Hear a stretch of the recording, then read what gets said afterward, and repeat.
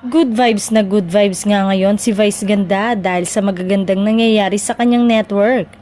Una na ang nalalapit na close contract signing muli ng ABS-CBN Showtime sa partnership nito sa GMA. Yes, tuloy na tuloy pa rin na mapapanood ang noontime show sa GMA Network. Pangalawa, ang balitang muling magbabalik ang show nito na Gandang Gabi Vice. Kung mapapansin nga ay nauuso na ngayon ang mga interview, kaya naman gustong isabay ng ABS-CBN ang GGV ni Vice Ganda. Kung sakaling babalik nga ang Gandang Gabi Vice, ay araw-araw na ulit mapapanood si Vice ng isang buong linggo dahil mula Lunes hanggang Sabado ang It's Showtime at Linggo naman ang GGV. Partida yan, wala pang prangkisa. Speaking of prangkisa, mas nakakapag-good vibes daw kay Vice lalo ngayon ay ang panibagong pag-asa na mabigyan muli ng panibagong prangkisa ang ABS-CBN ngayong taon.